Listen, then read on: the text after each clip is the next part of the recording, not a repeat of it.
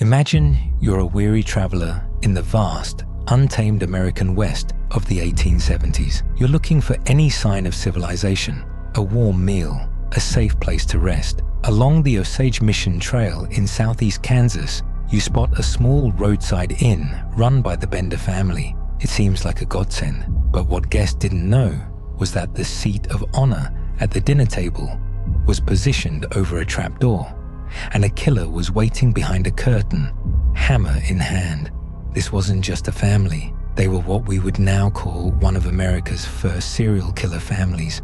Our story starts after the Civil War, a time when homesteaders were pushing west into the open prairies of Kansas. Around 1870, a family of German immigrants, the Benders, claimed 160 acres in Labette County. They built a small one-room cabin to serve as their home and an inn for tired travelers. There was John Parr Bender Sr., a gruff man in his 60s who mostly grunted. His wife Elvira, also known as Ma, or Kate Sr., was just as welcoming, a stern, silent woman who radiated hostility. Then there were the kids, John Jr. and Kate. John Jr. was handsome, but had an unsettling, nervous laugh.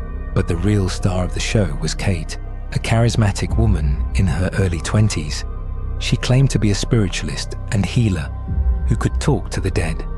Her charm was the bait, drawing curious travelers to their isolated inn. Here's where the story gets really weird. Historians now believe the entire family was a lie.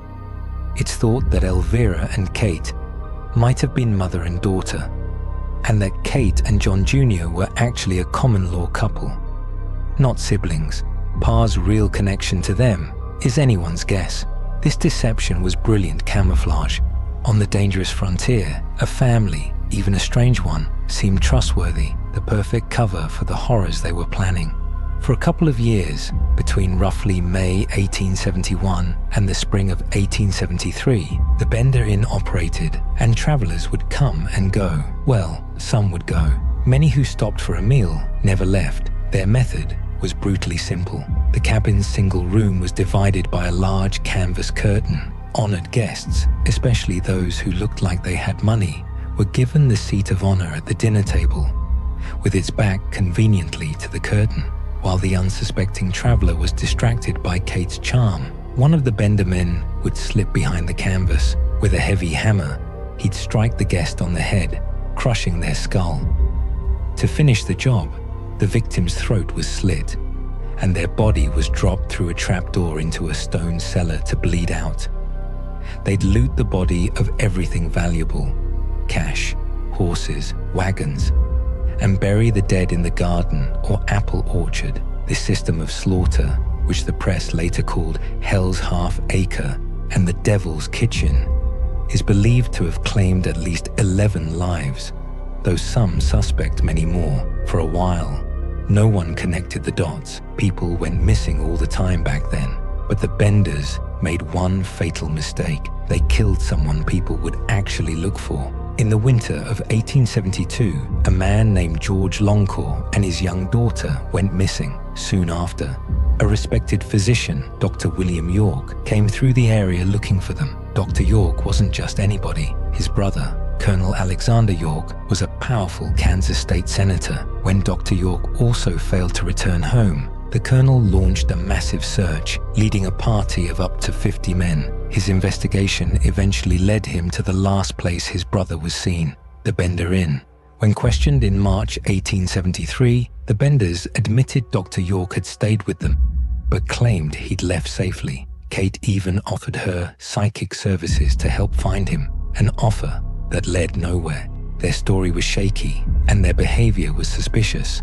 Locals started remembering other travelers who had vanished after visiting the inn, and a sense of dread began to build. A town meeting was called, and the community decided to search every homestead along the trail, but they were too late. Sensing the net was closing, the Benders vanished into the night in early May 1873. They left behind starving animals and a half-eaten meal on the table, as if they'd simply evaporated. When the search party reached the abandoned Bender property, the silence was chilling. Inside the cabin, They found bloodstains soaked into the floor and hammers hidden behind the curtain. The cellar beneath the trapdoor reeked of death, but there were no bodies. The full horror was unearthed outside.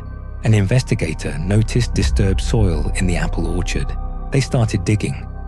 The first body they found was Dr. William York, tossed in a shallow grave. Over the next few days, the orchard gave up more of its dead. Body after body was exhumed, men, a woman, and even a small child, all with the same injuries, a crushed skull and a slit throat. In total, 11 bodies were found on the property, with some remains even discovered in the well.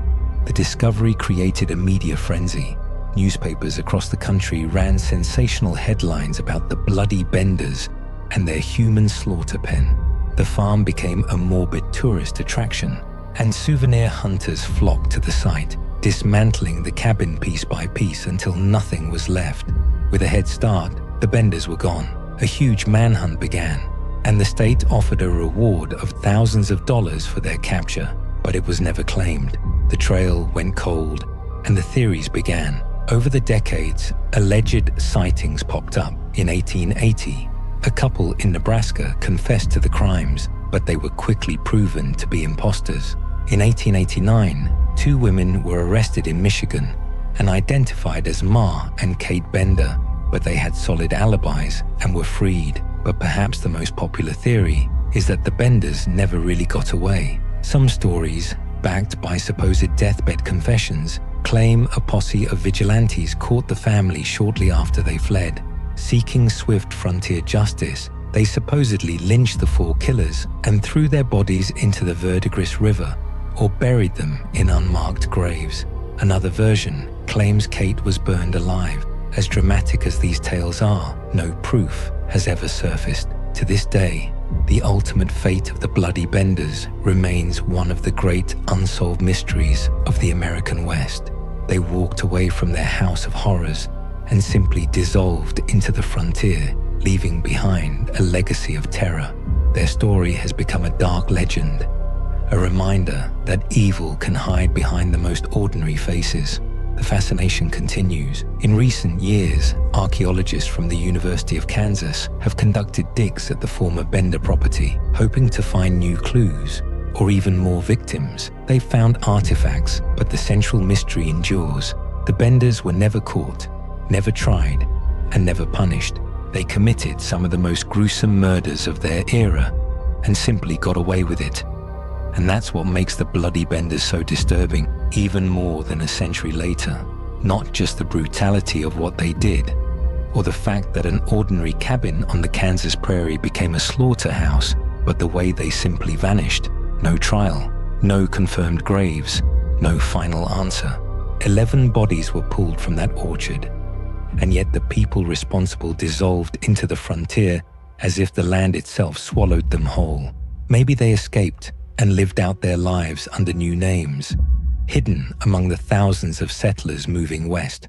Or maybe, somewhere out on those empty prairie roads, a posse caught up to them and delivered a kind of justice the courts never could. But the truth is, we don't know.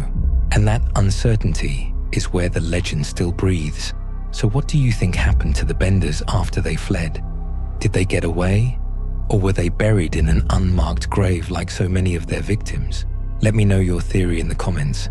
And if you want more true stories from the darkest corners of American history, make sure you subscribe, because the next one is even harder to believe. Thanks for watching.